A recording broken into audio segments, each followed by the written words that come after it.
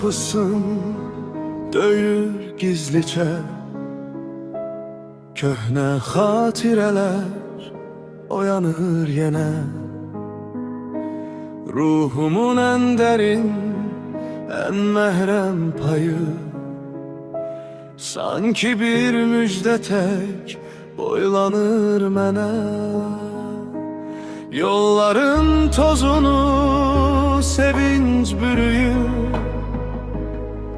keder kölgesini çekir aradan. Bütün ağrılarım artık çürüyür, bizi bağışlayıp göyde yaradan.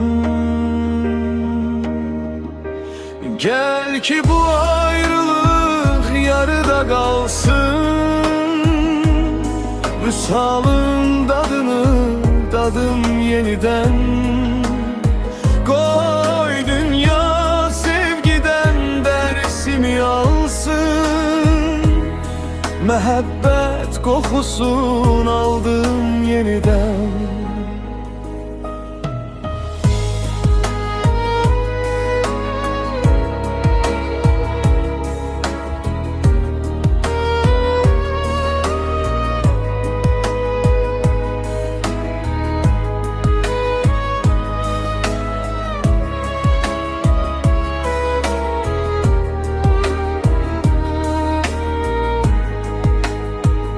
Sesin bir nəğmədir, titredir canım. Donmuş ürəyimdə buzlar eriyir. Unuttum o derdi, o qəmi anım. Zamanda bizimle addım yeriyir. Gelişin ömrüme bahar getirer, solan arzularım rengini tapar.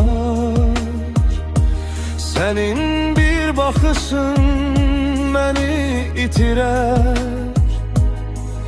benim elliğimden alıp aparar.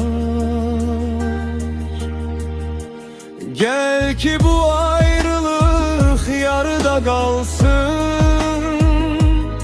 vüsalın tadını tadım yeniden.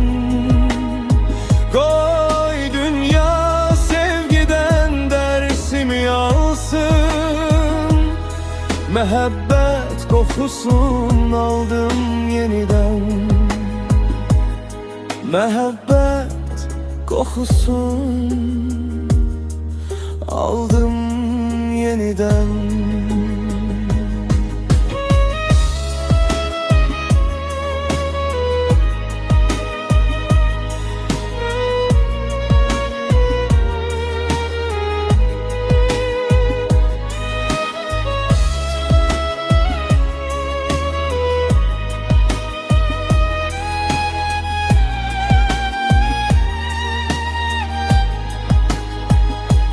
Gel ki bu ayrılık yarıda kalsın,